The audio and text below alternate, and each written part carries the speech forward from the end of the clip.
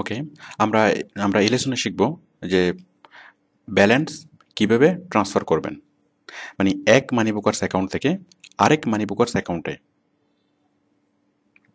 তো দেখুন আমরা বিষয়টা প্র্যাকটিক্যালি দেখি। সাপোজ আপনি কাউকে ডলার সেল করবেন, মানে ডলার সেল কিভাবে করবেন, অথবা আপনার অন্য কারো আইডিতে কিভাবে ডলারটা ট্রান্সফার করবেন। দেখুন আপনি মানি বুকার্স আপনি যেখানে, হ্যাঁ, এই ডলার ট্রান্সফার করার জন্য আপনি যেখানে যাবেন সেন্ড মানি, দেখুন উইথড্র হচ্ছে আপনার টাকাটা ব্যাংকের মাধ্যমে নিয়ে আসার জন্য, ব্যাংকে ট্রান্সফার দেওয়ার জন্য। আর যদি আপনি অন্য কোনো মানি বুকার্স অ্যাকাউন্টে ট্রান্সফার দিতে চান, সেক্ষেত্রে আপনাকে ক্লিক করতে হবে সেন্ড মানি। আমি এখানে ক্লিক করলাম। এই যে একটা ফর্ম এপিয়ার হয়েছে। রিসিপিয়েন্টস নেম, যাকে পাঠাবেন তার নাম। রিসিপিয়েন্ট ইমেল অ্যাড্রেস, এই জিনিসটা খুবই খুবই খুবই ইম্পর্ট্যান্ট। কারণ এটা আপনি কোন মেলটা দিবেন, এটা সেই মেলটা আপনি যার কাছে পাঠাচ্ছেন তার মানি বুকার্সের মেল। এই যে এটা হচ্ছে আপনার মানি বুকার্সের মেল। আপনি এখানে দিবেন কার মানি বুকার্সের মেল, মানে যার কাছে পাঠাচ্ছেন তার মানি বুকার্সের আইডি, আই মিন তার মানি বুকার্সের মেল। ওকে, তো এখানে মানে শুধুমাত্র এইটা ঠিকমতো লিখলেই টাকাটা চলে যাবে, ঠিক আমাদের ব্যাংকের অ্যাকাউন্ট নাম্বারের মতো। ওকে,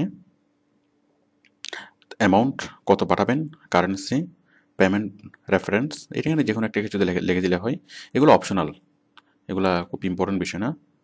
পেমেন্ট রেফারেন্স, এখানে যার কাছে পাঠাবেন তার নাম লিখে দিবেন রেফারেন্সে, অথবা আপনার নাম লিখে দিলে হবে। ডিটেলড এক্সপ্লেনেশন, মানে তাকে টাকাগুলো কী জন্য দিচ্ছেন, আপনি কি কোনো কিছু কিনেছেন নাকি কোনো সার্ভিস নিয়েছেন, অথবা নাকি অন্য কোনো কারণে।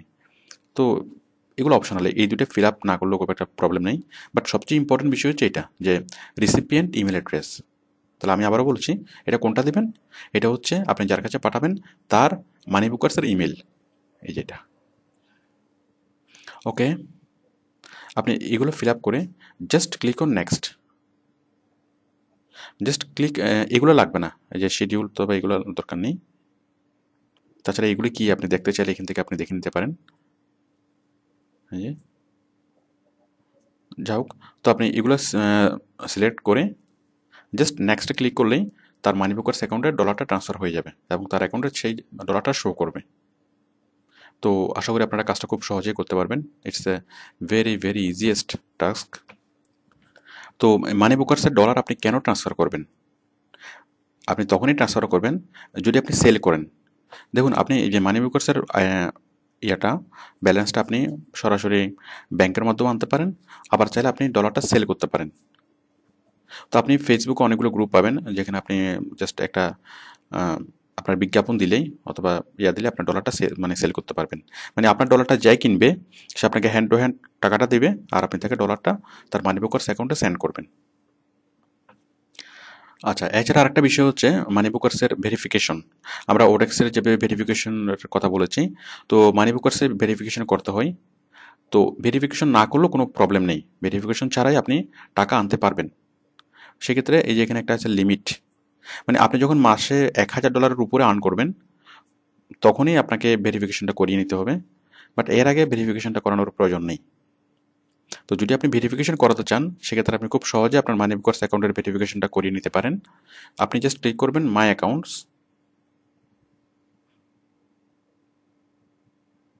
মাই অ্যাকাউন্টসে ক্লিক করে আপনার এই যে অ্যাড্রেস, যেমন আমাদের এই স্টুডেন্ট তার অ্যাড্রেসটা এটা ভেরিফাইড, সে মানে ভেরিফাইড করিয়ে নিয়েছে।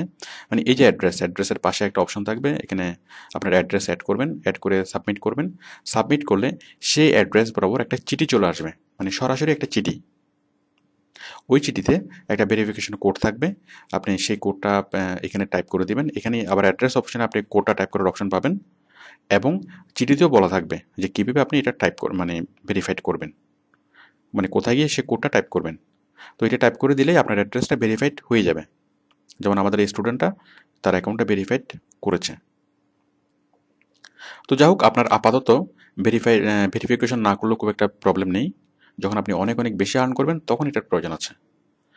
এরপর দেখুন মানি বুকার সম্পর্কিত যদি আরও যে অপশনগুলো, সাপোজ ফিস, এখানে ক্লিক করে আপনি ফি সম্পর্কে জানতে পারেন, বেনিফিটস, কন্ট্রাক্ট, ফ্যাক। বিশেষ করে ফিস এবং ফ্যাক এই দুটো জিনিস ইম্পর্ট্যান্ট। এই ফ্যাকে ক্লিক করে এফএকিউতে ক্লিক করে আপনি আপনার যে কোনো কিছু জানা থাকলে আপনি এখান থেকে মানে ক্লিক করতে পারেন, আপনি এখান থেকে জেনে নিতে পারেন। তো তাছাড়া এই অপশনগুলো দেখলে আপনার কাছে মানি ব্যাপার সম্পর্কিত আরও ক্লিয়ার হবে। তবে এগুলো না দেখলেও খুব একটা প্রবলেম নেই, কারণ আমি যতগুলো এর মধ্যে এর আগে আলোচনা করেছি এগুলোই enough. It's very simple process, it's very simple procedure. Okay, তো আশা করি আপনারা এই কাজগুলো করতে পারবেন। Okay, thank you.